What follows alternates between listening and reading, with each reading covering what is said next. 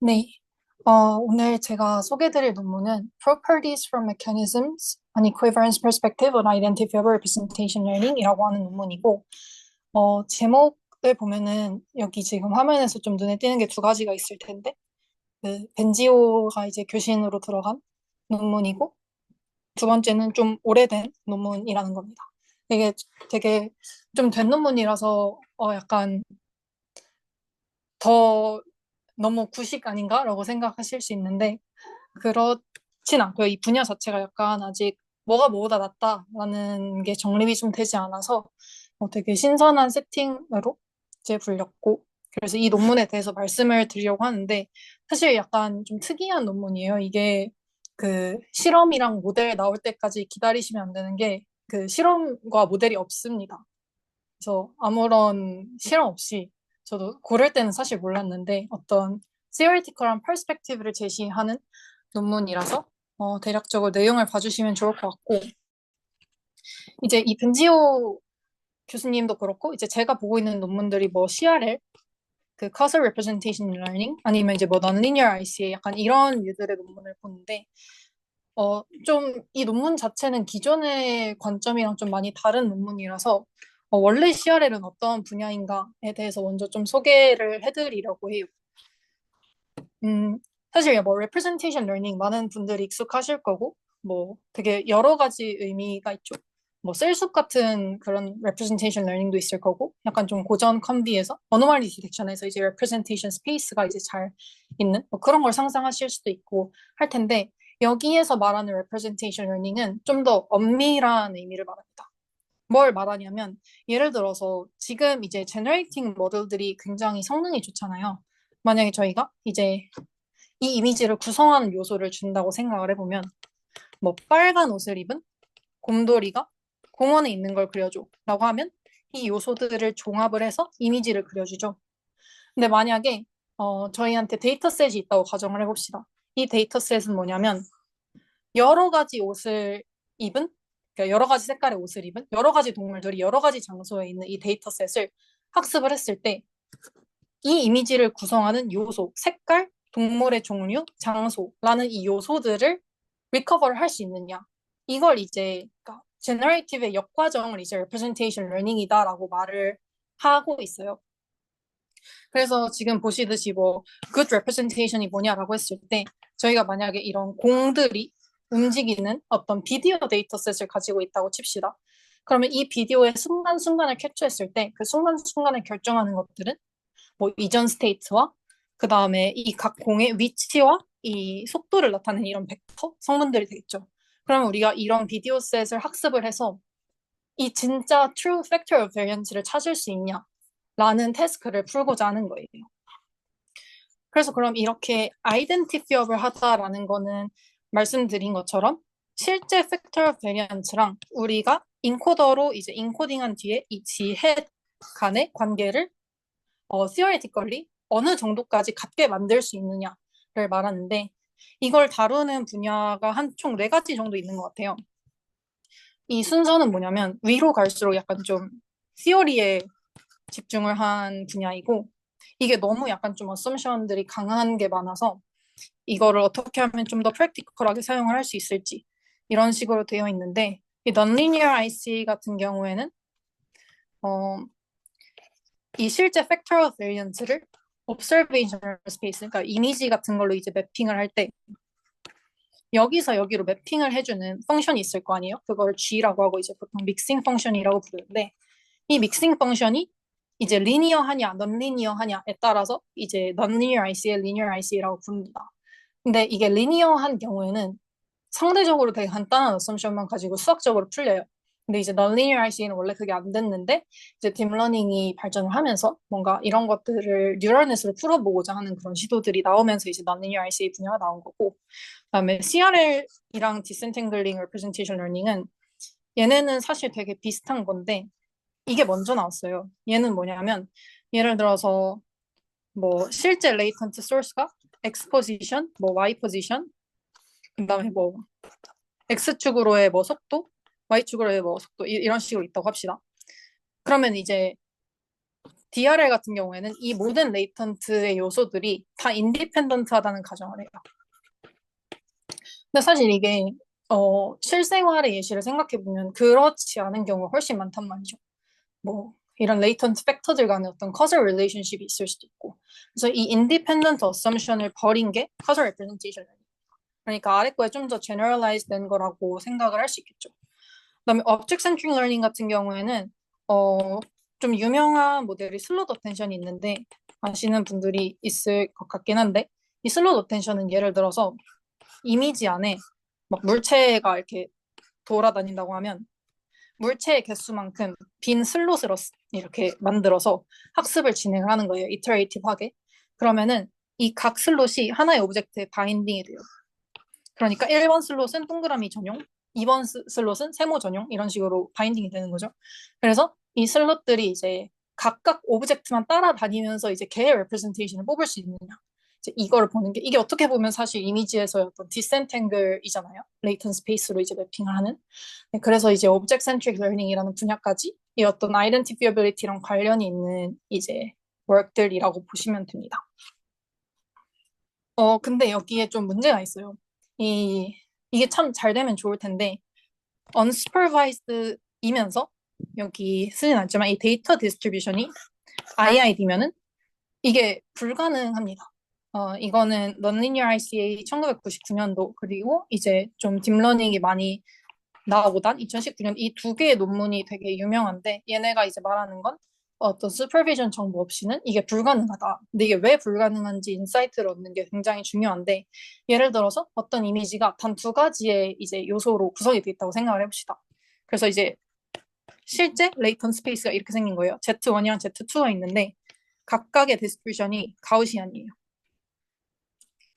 저희가 찾아야 되는 건 이제 요 상태인데 이제 인코더로 열심히 학습을 해가지고 찾았는데 찾은 축이 똑같이 올소건나랑이긴 한데 Z1 해시 이렇게 돼 있고 Z2 해시 이렇게 돼 있는 거예요. 그럼 여기서 이제 똑같이 가우시안 이렇게 찾았는데 사실 얘네 둘의 조인트 디스트리뷰션 똑같단 말이죠. 이게 그래서 이건 이제 아이덴티피업을 하지 않다라고 하는 거예요.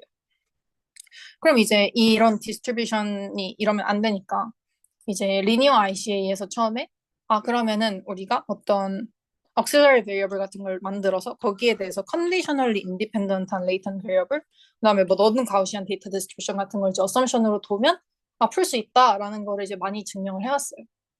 그런데 이제 이 믹싱 펑션 아까 말했던 Z에서 이미지 같은 이런 스페이스로 가는 이 펑션이 넌리니어하면 문제가 굉장히 어려워집니다. 이걸 푸는 게 이제 약간 CRL들이고요. 제가 너무 옛날 논문을 가져와서 최근 웍들이 어떤 것들이 있는지 제목이라도 좀 가져와 봤는데 뭐 temporally dissenting representation learning, 뭐 unknown non-stationality, 뭐 이런 여기도 이제 non-stationary sparse transition, causal component analysis, caring, multi-view causal 이런 것들이 있는데 이 분야는 당연히 막 비전 LLM처럼 페이스가 빠르진 않고요. 그래서 이 정도면은 최신이라고 부를 수 있을 것 같고 이 CCA를 제외한 나머지 논문들은 제가 개인적으로 리뷰를 했던 거를 유튜브에 이미 올려놨으니까 혹시 궁금하시면 네, 찾아보셔도 좋을 것 같습니다. 그래서 이제 그러면 아까 제가 이 fully unsupervised 세팅이 안 된다라고 했잖아요. 그러면 이제 이런 논문들은 뭘 알려준다라고 하는지 좀 티피컬한 것들을 몇 개 가져와 봤는데 이 첫 번째 거 같은 거에는 이제 멀티뷰 논문에서 이제 나온 세팅인데 저희가 보는 이미지를 다각도에서 보여주는 거예요. 뭐 이게 다각도라고 하면은 막 3D 같은 걸 생각하실 수 있지만 그렇다기보다는 일부의 레이턴트 소스만이 관여한 어떤 뷰를 이렇게 제시를 하는 거죠. 물론 이런 거 다 이제 신세틱 데이터로 이제 제시가 되고요. 그래서 X1, X2, X3, X4 이런 식으로 여러 가지 뷰를 제시하되 각각이 갖고 있는 어떤 소스들이 전체 6개의 레이턴트 소스를 여기서 포함하지 않아도 된다라는 뭔가 이런 것들을 가지고 있는 이런 세팅이라던가 그다음에 2번은 CCA라는 논문에서 나온 건데 1번이랑 어떻게 보면 조금 비슷해요. 얘는 실제 이제 레이턴트 소스가 Z1, 2, 3에 있을 때 각각에 대해서 인터벤션을 한 데이터를 같이 줘야 돼요. 그러니까 데이터를 페어로 인풋으로 이제 넣어주면 이런 그 커설 레프레젠테이션을 학습을 할 수 있다는 거죠. 여기 망치 표시가 인터벤션의 되게 대표적인 그 심볼인데 이런 식으로 Z1을 바꿨을 때 observation space에서 어떻게 나타나는지, Z2를 때렸을 때 어떻게 나타나는지 이런 것들을 다 같이 주어주게 됩니다. 그다음에 요 아래 두 가지 같은 경우에는 템포럴한 이제 아까 말씀드렸던 그냥 이미지가 아니라 약간 비디오 같은 데이터셋을 받았을 때 어떻게 causal representation을 학습을 할 수 있는지를 얘기를 하고요. 뭐 요게 나왔던 페이퍼 같은 경우에는 이렇게 약간 좀 도메인 인덱스 같은 게 주는 게 되게 흔한 세팅인데, 뭐 예를 들어서 G가 이렇게 돌아다니는 데이터셋을 생각을 해보면 그 비디오 자체가 이제 X겠죠? observation 하는 고차원의 그 뭔가 이미지일 거고, 그러면 레이턴트는 이 G의 위치, 그 다음에 뭐 속도, 벡터가 될 수 있을 거고, 이 도메인 인덱스는 그럼 뭐가 될 수 있냐면 약간 G가 자고 있느냐 안 자고 있느냐 뭐 약간 이런 게 될 수 있겠죠. 그런 거에 따라서 분명히 뭐 속도 같은 게 달라질 테니까 이런 게 될 수 있는 건데, 이 auxiliary variable이 non-stationary하고 뭔가 sparse한 transition을 가지면 이런 게 또 identifiability를 얻는 데 도움이 되거든요. 그래서 이제 이런 걸 사용해서 뭐 학습을 하는 경우가 있고, 이런 세팅 같은 경우는 아까 말씀드렸던 이런 auxiliary variable들이 뭐 first order Markov process를 따른다던가 이런 류의 추가적인 assumption들, 이런 식으로 뭔가 weak supervision이나 아니면 뭔가 inductive bias 같은 거를 이제 주면서 학습을 하게 되는 게 통상적입니다. 그러면은 이런 거를 지금 어디에 쓰고 있느냐가 궁금하실 것 같아서 조금 얘기를 하자면, 사실 굉장히 프랙티컬리티가 낮은 분야는 맞고요, 아직까지. 그래도 좀 쓰이는 거는 이제 AI for Science 이런 데 좀 많이 쓰입니다. 뭐 싱글셀 RNA 시퀀스나 아니면은 뭐 환자의 이제 증상 같은 거를 observation 데이터잖아요. 이런 거를 막 학습을 한 다음에 레이턴 스페이스에서 하나씩 인터벤션을 해보는 거예요. 그러니까 얘를 이렇게 바꾸면 이 환자의 아웃컴은 어떻게 될까? 뭐 이런 거를 조사를 할 수 있는 거죠.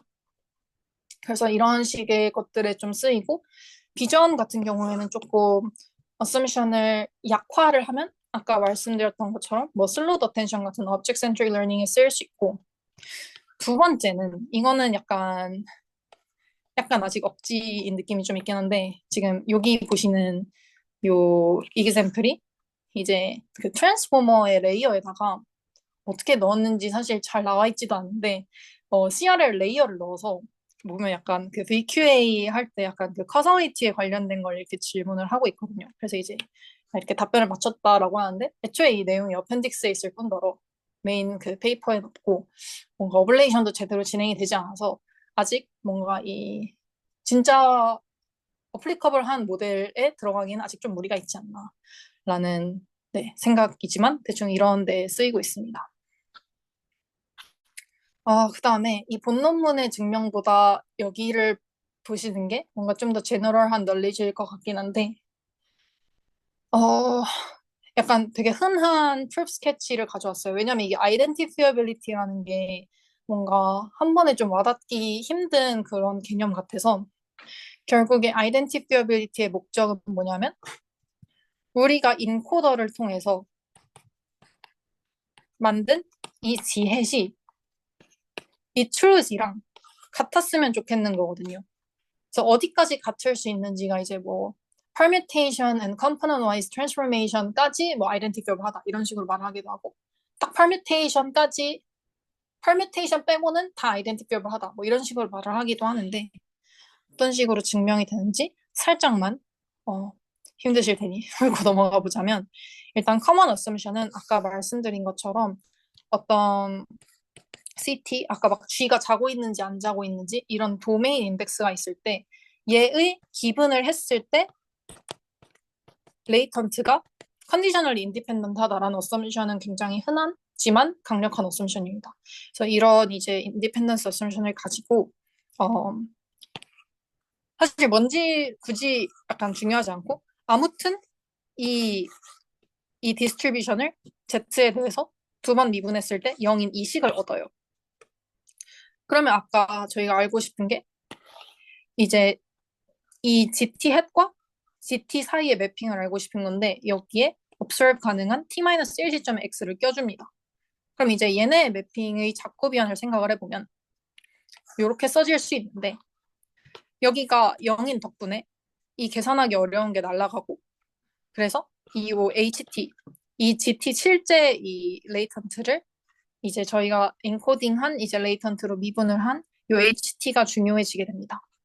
그래서 이제 이 HT를 가지고 이 매핑에 이제 조인트 PDF를 작성을 해보면 이렇게 되는데 여기 XT-1이 이걸로 바뀐 이유는 그냥 간단한 이제 변환으로 이렇게 바꿀 수 있고 그럼 이제 이거를 근데 이게 어디서 봤던 거냐면 여기서 봤던 거예요. 그래서 이 0이라는 이 값을 사용하기 위해서 실제로 열심히 뚝딱뚝딱 미분을 해줍니다. 여기에 뭐가 들어오는지 지금은 중요하지 않고 그러면 이거는 아까 여기서 0이라고 했으니까 0이 되고 얘를 한 번 더 미분을 해서 그러면 이제 always 0인 거를 미분한 거니까 얘도 0이 되겠죠?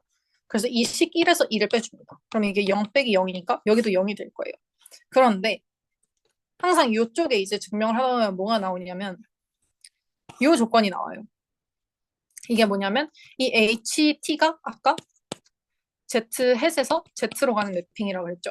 근데 이게 I가 J랑 다를 때 무조건 0이라고 했으니까 결국에는 이 H는 이제 Z의 디멘션만큼의 이제 뭐 매트릭스일 거 아니에요.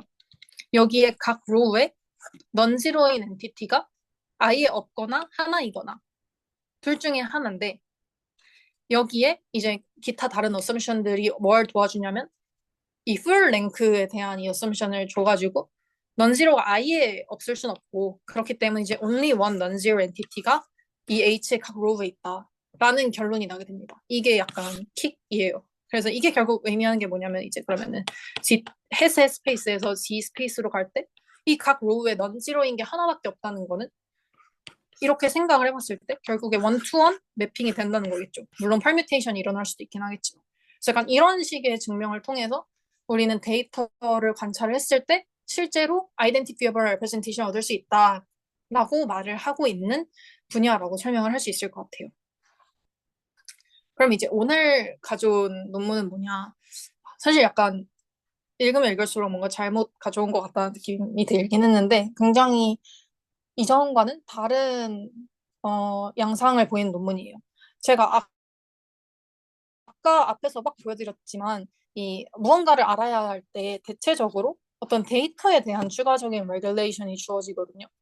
뭐 G가 자는지 안 자는지 이런 도메인 인덱스를 준다던가 아니면 뭔가 이 데이터의 디스트리뷰션에 대한 제약을 건다던가 이런 식인데 여기는 이게 이제 템포럴한 데이터를 가정을 하는데 메커니즘을 알고 있다라고 얘기를 해요. 근데 여기서 이제 메커니즘은 간단하게 여기서 미리 말을 하자면 뭐냐면 이 t 시점의 레이턴트에서 t 플러스 1의 레이턴트로 매핑을 해주는 이 메커니즘을 알고 있다라고 이제 가정을 하고 그러니까 어떤 나름 물리 법칙을 알고 있다고 했을 때 이런 causal representation, identifiable representation을 학습을 할 수 있냐를 얘기를 하는 논문이에요. 이 페이퍼의 유일한 피겨인데요. 이거를 좀 봐보자면 지금 아까 이 공 이그샘플인데 x1 시점에서 x2 시점으로 공이 움직였어요. 어떠한 거에 대해서 어떠한 이유로 움직였겠죠? 그 이유는 사실 representation 스페이스를 까보면 알 수 있을 거예요. 그래서 인코더로 인코딩을 합니다. 그럼 아까 봤던 것처럼 이 각 공의 포지션과 속도를 나타내는 이 벡터들이 레이턴트, 이제 true 레이턴트일 거고 이게 이 메커니즘 1이라는 거에 의해서 t 플러스 1 시점의 레이턴트로 바뀌고 얘를 디코딩을 하면 x2 시점에 이 observation이 나오는 거예요. 그래서 이 정도를 알고 좀 노테이션을 아주 살짝만 보면 latent variable CT가 있을 거고 그다음에 observable variable 뭐 이미지 같은 하이 디멘셔널 한 게 있을 거고 그다음에 디코더를 G 이게 믹싱 펑션이었죠. 믹싱 펑션을 보통 G라고 쓰고 얘 인버스인 G 인버스가 있습니다. 여기서 사실 CRL이 제가 생각하기에 가장 프랙티컬리티가 낮은 이유인 어썸션이 있는데요. 이 G가 바이젝티브라는 아주 강한 어썸션을 가지고 있습니다. 그러니까 예를 들어서 보통 저희가 생각하기에 이미지는 엄청 하이 디멘셔널이고 그걸 이제 매니지하는 실제 레이턴 소스는 되게 작은 디멘션일 수 있는데 그렇게 되면 어, 이 어썸션을 위배를 하잖아요. 그래서 보통 어떤 전략을 취하냐면 애초에 이미지를 좀 그 작은 사이즈의 이미지를 사용할 뿐더러 그래서 실제로 이미지 디멘션과 레이턴트 디멘션을 똑같이 맞춘 다음에 인코딩을 한 다음에 이제 여기 있는 약간 트래시 레이턴트들을 버리는 전략을 사용을 합니다. 이게 생각보다 그렇게 잘 되지 않고요. 이게 약간 가장 큰 한계라고 할 수 있을 것 같은데 믹싱 펑션이 바이젝티브 해야 된다라는 큰 어썸션이 있습니다. 그 다음에 이제 요 G 같은 경우에는 사실 뭐 꼭 카서 레프레젠테이션을 만족하지 않아도 그냥 리컨스트럭션이 잘 되면은 뭐 좋은 인코더, 디코더로 보일 수도 있잖아요. 그런 식으로 이 observable한 것만 봤을 때 이 트랜지션을 만족하는 뭐 observational 할 때 이 t 플러스 원 시점의 걸 만들어낼 수 있는 이제 인코더와 디코더의 전체 집합을 이제 G라고 하고 그 중에서 이제 이 페이퍼의 약간 키가 이제 GID인데 이 아이디는 이제 실제로 이 아이덴티피어빌리티를 만족시킬 수 있는 그런 인코더 디코더의 페어이고 그다음에 뒤에서 좀 더 설명을 하겠지만 이 입실론은 어 A라는 이 트랜스포메이션을 포함을 하는 셋인데 이 트랜스포메이션이 아이덴티피어블한 걸 방해를 해요. 어떻게 방해를 하냐면 어 이퀴버런스의 어떤 non identifiability를 가져오는 거예요. 이거는 바로 다음 장에서 좀 더 설명을 하도록 하겠습니다.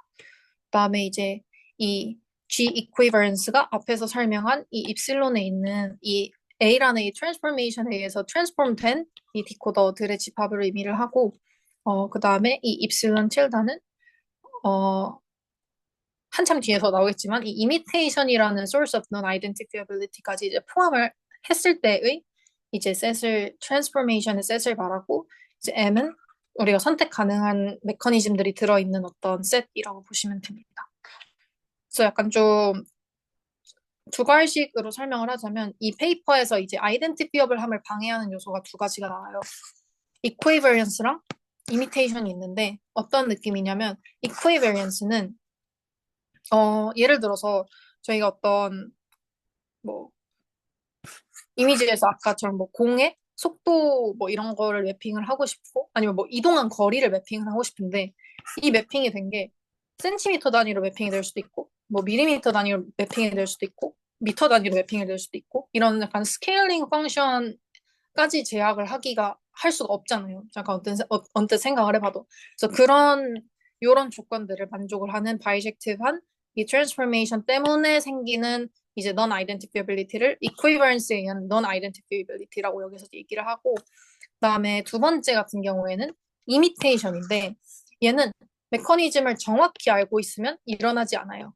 근데 메커니즘을 정확히 모르고 아까 말한 것처럼 이 뭐 1번부터 n번까지 가능한 메커니즘들이 있다. 근데 이 중에 뭔지는 정확히 모른다라는 가정이 있을 때 일어나는 건데 예를 들어서 M1이 프로덕션의 오퍼레이션이고 M2가 서메이션의 오퍼레이션이라고 생각을 해보면 사실 이 두 개는 다른 조건들이 고정돼 있을 때 물리적으로 되게 다른 오퍼레이션인데 이 A라는 트랜스포메이션을 도입을 함으로써 이게 익스포넨셜일 때 이 두 개가 같아 보이게 될 수 있는 거죠. 이 프로덕션과 그 서메이션은 로그 혹은 엑스포넨셜에 의해서 이게 같게 보일 수 있기 때문에 그래서 이렇게 이미테이션을 하면 이게 실제로 그 데이터가 의도한 게 서메이션인지 프로덕션인지 알 수 없기 때문에 이런 source of non-identifiability가 있다라고 얘기를 합니다. 아, 그래서 그러면 이제 여기서 저자들이 말하고 있는 그러면 메커니즘을 알고 있을 때 우리가 어디까지 identifiable한 representation 얻을 수 있는데? 라고 물어본 것에 대한 결과가 여기서 말하고 있는데요. 이 TR1이 중요한 거고 이 definition 1 같은 경우에 결국 말하는 건 이제 identifiability up to A가 뭔 소린지인데 아까 제가 위에서 말씀드렸듯이 equivalence, 뭐 센티미터, 밀리미터, 뭐 미터 이런 식의 스케일링 펑션 같은 결국에 이게 얘랑 같게 하는 요 A에 의해서 변동이 될 수 있는 거를 이제 요 A들의 셋을 이제 large A라고 했을 때 여기까지 이제 non identifiable 하다라고 하는 거를 이제 먼저 그 term에 대한 정의를 하고 그래서 결국에 이 identifiable한 인코더 디코더 셋은 equivalence까지만 허용하는 이 인코더 디코더 셋에 국한된다라는 게 이제 theorem 2.1입니다. 이거 증명 과정 그렇게 어렵지 않고 증명하는 스텝은 그냥 크게 GID가 여기에 속한다라는 걸 먼저 증명을 하고 반대로는 이게 또 GID에 속한다 라고 증명을 해서 결국엔 얘네 둘이 같다. 이 말인즉슨 메커니즘을 정확히 알고 있을 때 오로지 equivalence만이 non-identifiability를 불러오는 요소이고 이걸 제외하고는 완전 identifiable한 결과를 얻을 수 있다 라고 얘기를 하고 있습니다. 그 다음에 여기 corollary 1이 생각보다 중요한 얘기를 하고 있는데요. 여기서 말을 하는 게 뭔지 좀 살짝 정리를 해보자면 아까 공 example에서는 사실 시간이 지남에 따라서 물리 법칙이 뭐 바뀔 일이 잘 없겠죠. 근데 만약에 저희가 이제 t는 1인 시점부터 t가 large t인 시점까지 쭉 어떤 시간에 거쳐서 observation을 하고 있을 때 중간에 메커니즘들이 바뀔 수 있단 말이에요. 뭐 여기는 M1이 사용되고 여기는 M2가 사용되고 여기는 M3가 사용되고 이런 식으로 메커니즘이 많아지면 우리한테는 이득이다라는 얘기를 하고 있는 거예요. 왜 이득이냐면 아까 이제 source of non-identifiability가 equivalence였는데 equivalence가 그럼 적을수록 좋은 거잖아요.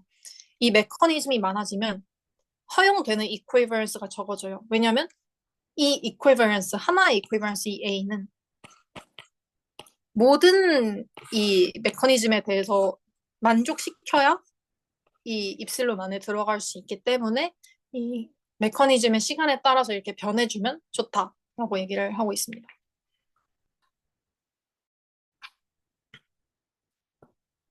그 다음에 이제 거의 이 페이퍼에 실험은 없지만 약간 예시를 통해서 이거를 보여주려고 하는데 예를 들어서 이제 어핀 메커니즘을 알고 있다. 이때 우리가 어디까지 넌 아이덴티피어블 하고 어디까지 아이덴티피어블 한지를 보여주겠다라고 이제 얘기를 합니다. 그래서 이제 어핀 메커니즘이 이런 식으로 이제 쓰여질 수 있는데 잠시만요. 이 M에 대한 뭐 다른 조건들이 있긴 하지만 이렇게 MGT 더하기 이 오프셋 파라미터 BT로 쓰여질 수 있는데요.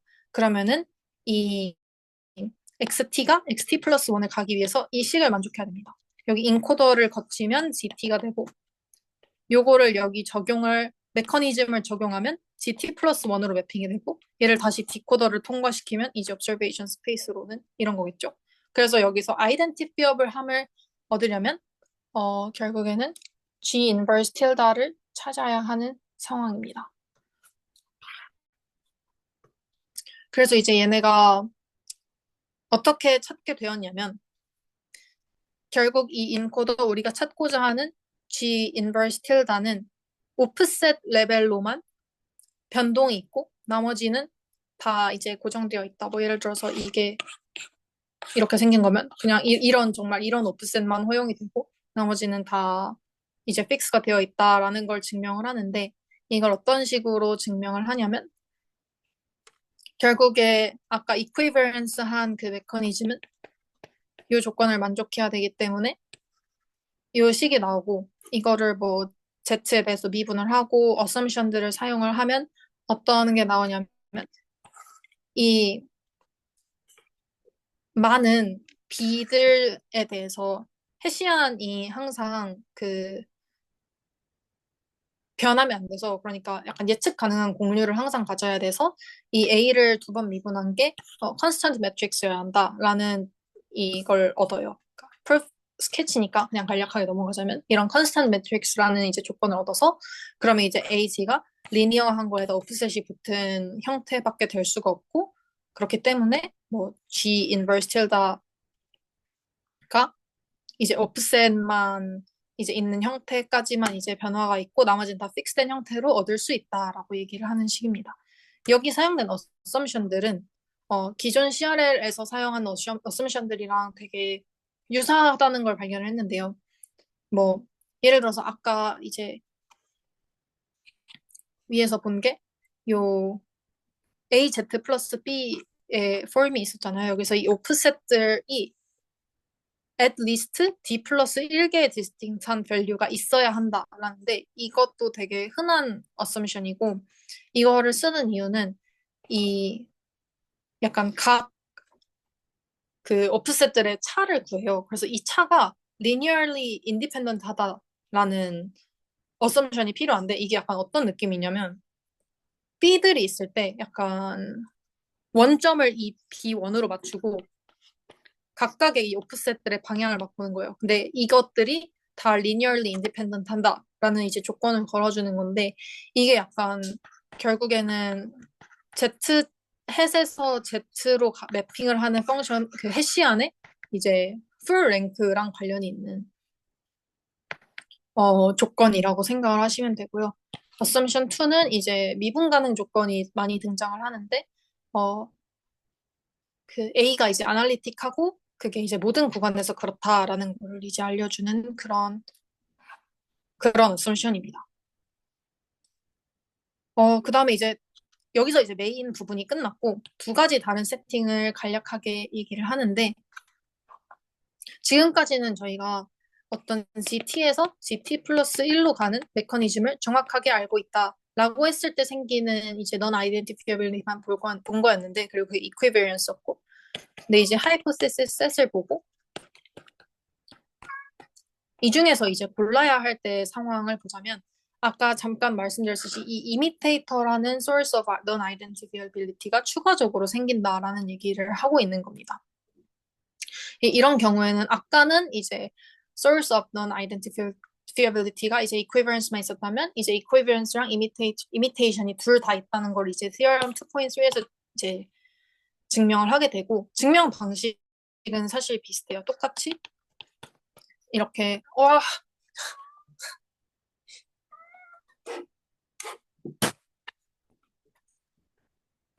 하게 되고 죄송합니다. 그다음에 vice versa를 증명을 함으로써 증명이 됩니다. 이 메인까지가 중요한 부분이었어서 예시는 보지 않을 거고 여기서 또 궁금증을 가지실 수 있는 점이 이 메커니즘이 사실 지금까지는 어떤 딱 정해진 포뮬라의 디터미니스틱한 부분만 다뤘다면 이 스토캐스틱 하면 어떨까라는 생각에서 이 메커니즘의 이제 유니폼 디스트리뷰션을 추가적으로 이제 팩터로 둬서 한 것도 있는데요. 결국 이 메커니즘에 이 유니폼 디스트리뷰션이라는 이 스토캐시티만 더해지고 메커니즘을 알고 있다고 생각했을 때는 똑같이 이제 뭐 equivariance까지만 non identifiability가 있고 뭐 똑같이 이제 hypothesis set이 있다고 했을 때는 equivariance랑 imitator까지의 이제 non identifiability의 요소가 생긴다라는 걸 얘기를 하는 페이퍼입니다. 제가 마음이 급해서 좀 빨리 진행을 하느라고 좀 정신이 없으셨을 것 같은데 어, 대충 이 CRL 전반적인 분야가 뭘 하는 건지에 대한 뭔가 얘기를 좀 하고 싶었고, 혹시 궁금한 점이 있으신가요? 지금 4분 정도 남았는데, 만약에 그 안에 해결을 할 수 있으면 그냥 여기서 마치고, 좀 질문이 많다고 하면 새로 방을 파도록 하겠습니다.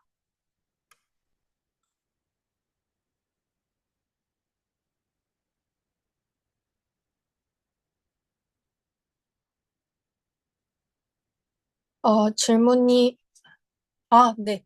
그러면은 지금 종료하고 새로 방을 파도록 하겠습니다. 잠시만요.